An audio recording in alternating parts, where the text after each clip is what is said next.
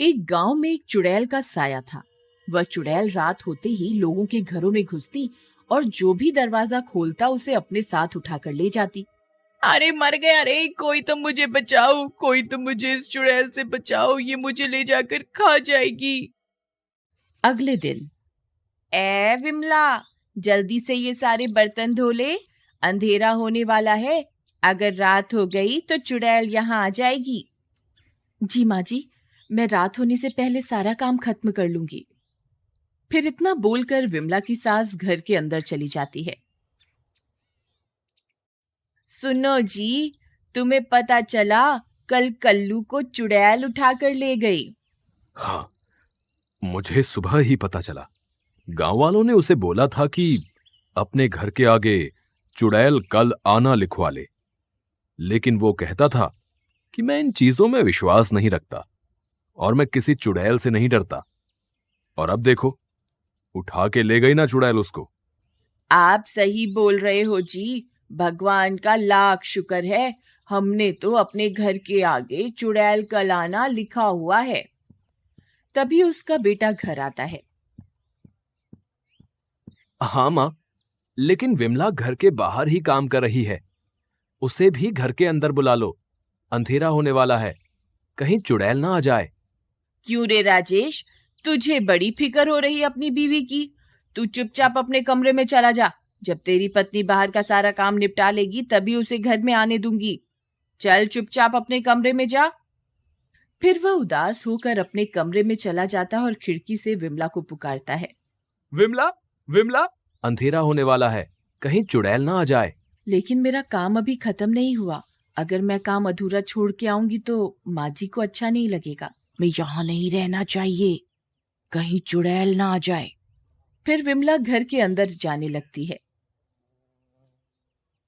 अरे बहू रानी, अंदर कहाँ घुसी आ रही हो? अभी तो इतने सारे बर्तन पड़े हैं, वो कौन साफ करेगा? माँ जी, मैं कल सुबह जल्दी उठकर सारा काम निपटा दूंगी, लेकिन अभी रात हो गई है। मुझे घर के अंदर आने दो, वरना चुड़ैल मुझे उठाकर ले जाएगी। ठीक है, तुझे एक ही शर्त पे घर के अंदर आने दूंगी। मुझे सोने के कंगन पहनने का बहुत शौक है। तू अपनी माँ को बोल के मुझे सोने के कंगन बनवा दे। नहीं नहीं माँ जी, ये आप क्या कह रही हैं? मेरे माँ बाप ने लोगों से कर्जा लेकर तो मेरी शादी की है। वह आपकी ये मांग कैसे पूरी कर पाएंगे? आप मुझसे जितना चाहे काम करवा लो, मैं उफ तक नहीं करूंगी, लेकिन मेरे माँ बाप से कुछ मत मांगिए। मुझे तो पहले ही पता था, तेरे माँ बाप के बस की कुछ नहीं है। उन्होंने अपनी बेटी के लिए किया ही क्या है आज तक। इतना बोलकर विमला की सास गुस्से में अपने कमरे में चली जाती है। बेटा, अपनी लालची पत्नी की तरफ से मैं तुमसे माफी मांगता हूं, उसे माफ कर दो। नहीं नहीं पिताजी, आप माफी मत मांगिए, इसमें आपका कोई कसूर नहीं है। इतना बोलकर विमला अपने कमरे में चली जाती है। इस लालची औरत ने तो आज हद ही पार कर दी। ऐसी पत्नी होने से अच्छा तो न ही हो। फिर वह बाहर जाता है और दरवाजे पे लिखा होता है, चुड़ैल कल आना। वह उसे काट कर चुड़ैल आ जाना लिख देता है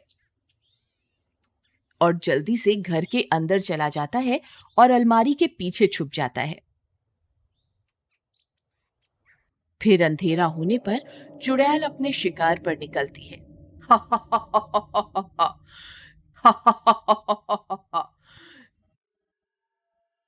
अरे, ये तो लिखा है कल आना। लगता है घर में आज कोई नहीं है, यहाँ कल आऊंगी।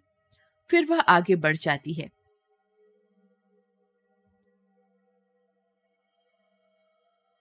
अरे, यहाँ तो लिखा है आ जाना। फिर वह उस घर का दरवाजा खटखटाती है। अरे, लगता है चुड़ैल आ गई। अरे मर गए रे, ये तो सच में आ गई। कहीं दरवाजा खोलने विमला ना आ जाए। अरे इतनी रात गए कौन आ गया? कहीं खेत में काम करने वाला बिरजू किराया देने तो नहीं आया? तभी वह दरवाजा खोलने जाती है। अरे बिरजू रुक जा, आ रही हूं। आज तो मजा आ गया, रात को भी लक्ष्मी के दर्शन हो जाएंगे। फिर जैसे ही वह दरवाजा खोलती है वह हक्की बक्की रह जाती है। अरे मर गए रे, ये तो चुड़ैल है। हे भगवान मुझे बचाओ। अरे सुनते हो, कहाँ हो? देखो चुड़ैल हमारे घर आ गई। अरे विमला कहाँ है तू, जल्दी बाहर आ। तभी चुड़ैल अपनी डरावनी हंसी हंसती है।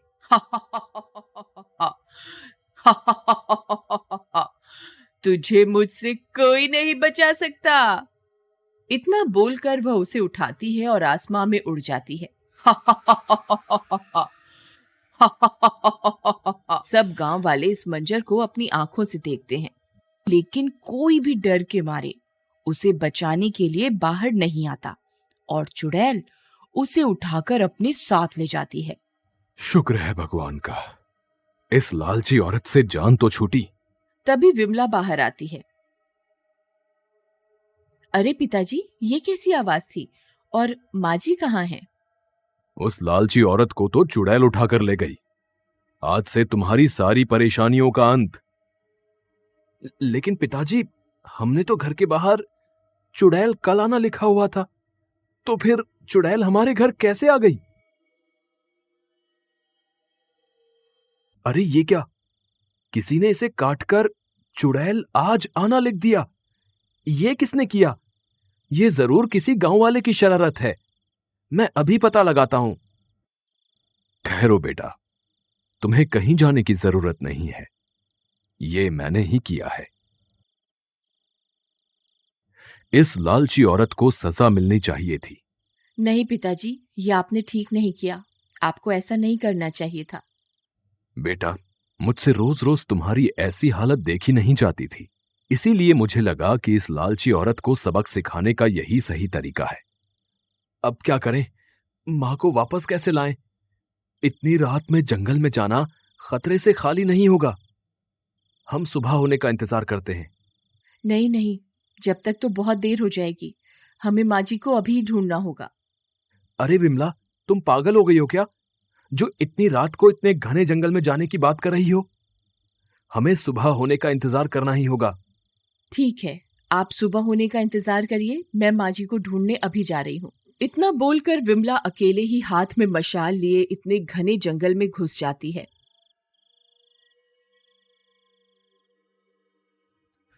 हे भगवान, कृपा करके मेरी बहू का साथ देना। वहीं विमला जंगल में चुड़ैल की तलाश करती रहती है। तभी उसे डरावनी आवाजें सुनाई देती हैं। विमला बहुत डर जाती है। तभी उसे डरावनी हंसी सुनाई देती है।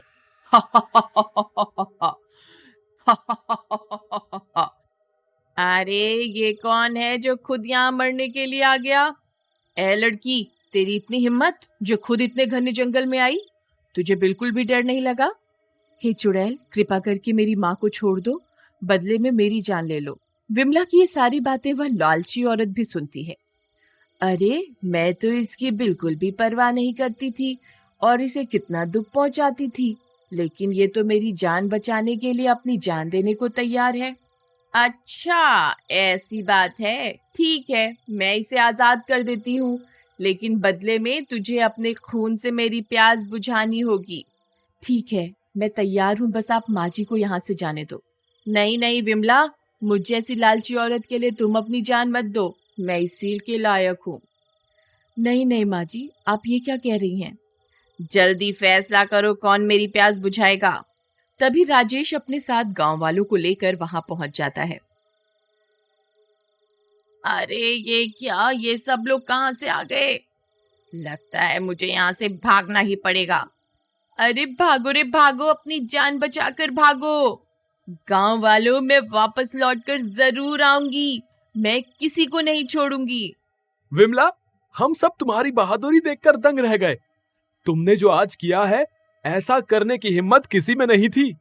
भगवान सबको तुम्हारी जैसी बहू दे। देख लालची औरत, तू इसे कितने दुख देती है और आज इसी ने तेरी जान बचाई है। बहू मुझे माफ कर दे, मैंने तुझे बहुत दुख दिए हैं। कोई बात नहीं माँ जी, आपको माफी मांगने की कोई जरूरत नहीं है। मॉरल, एक बात याद रखिए, बहू भी किसी की बेटी है।